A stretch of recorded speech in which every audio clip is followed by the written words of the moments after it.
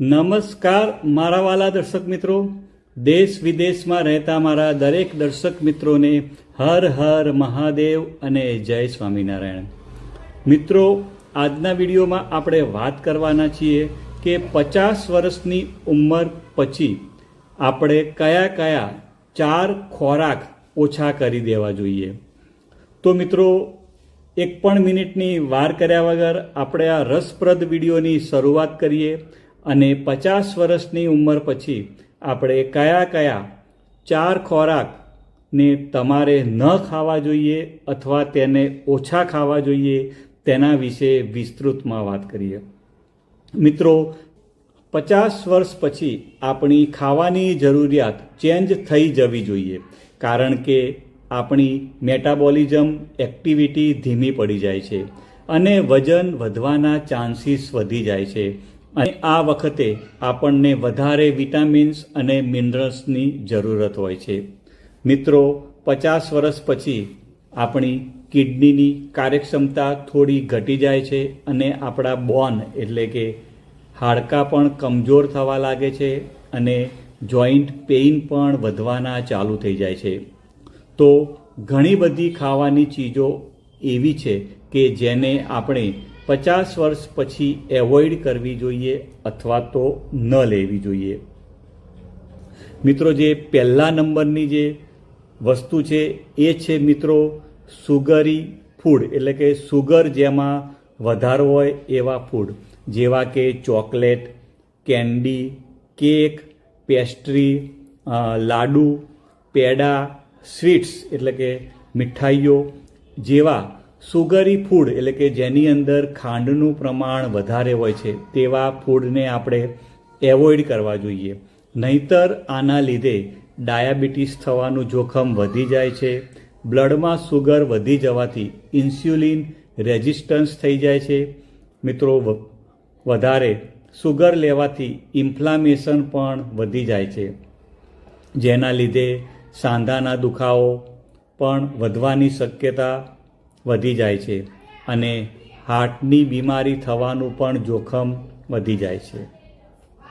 મિત્રો, જે બીજા નંબરનું જે ફૂડ છે જે તમારે નથી લેવાનું એ છે હાઈ સોડિયમ ફૂડ, જેવા કે સોલ્ટ એટલે કે મીઠું વધારે હોય તેવા ખોરાકો. જેની અંદર આપણે વાત કરીએ તો જે આપણે ખોરાકો હોય છે જે નમકીન હોય છે એની અંદર મીઠાનું પ્રમાણ વધારે હોય છે, તો તમારે વધારે સોડિયમ જે ખોરાકની અંદર હોય તેને આપણે ઓછા કરવાના હોય છે. અને જો તમે આ મીઠાવાળા વધારે ખોરાક ખાશો તો તેના લીધે high blood pressure, heart stroke થવાનું જોખમ વધી જાય છે અને કિડની ડેમેજ થવાનું પણ જોખમ વધી જાય છે. તેથી મિત્રો, આપણે સોલ્ટને એટલે કે મીઠાને એવોઇડ કરવાનો પ્રયત્ન કરીશું. જેના બદલે તમે સિંધવ મીઠું અથવા જે રોક સોલ્ટ હોય છે તેનો તમે ઉપયોગ કરી શકો છો. મિત્રો, વધારે જો સોલ્ટવાળા ખોરાક લઈએ તો તેનાથી ઓસ્ટિયોપોરોસિસ થવાનું પણ રિસ્ક વધી જતું હોય છે. મિત્રો, ત્રીજા નંબરની જે વાત કરું છું એ છે રિફાઇન્ડ ફ્લોર, જેની આપણે વાત કરીએ તો પાસ્તા, નૂડલ્સ જેવા ખોરાકોને આપણે 50 વર્ષ પછી એવોઇડ કરવા જોઈએ, કારણ કે તેની અંદર ફાઇબર હોતું નથી, જેથી કોન્સ્ટિપેશન થવાનું જોખમ વધી જાય છે. મિત્રો, જેમાં ફાઇબર ના હોય તેવું તો આપણે ખાવાનું એવોઇડ જ કરવું જોઈએ. મિત્રો, ચોથા નંબરના જે ફૂડ વિશે વાત કરું તો એ છે ફ્રાયડ ફૂડ એટલે કે તળેલા ખોરાક.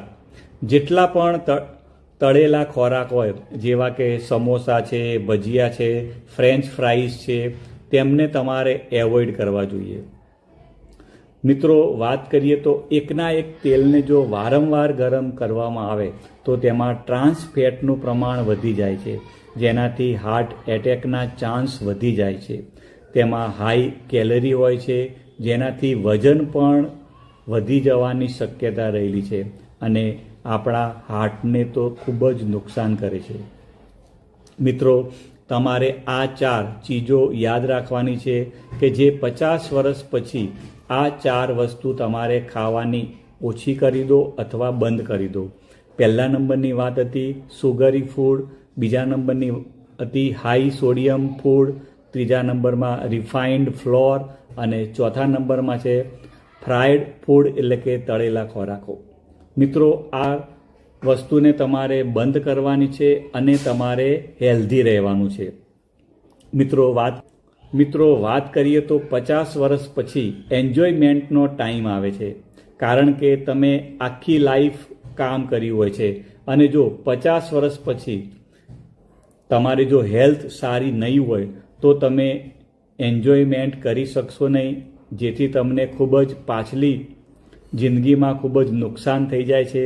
તેથી મિત્રો, તમે જો આ 4 વસ્તુને એવોઇડ કરશો તો તમારી જે પાછલી લાઈફ છે એ ખૂબ જ એન્જોયમેન્ટવાળી રહેશે અને તમે લાઈફને સારી રીતે એન્જોયમેન્ટ કરી શકશો.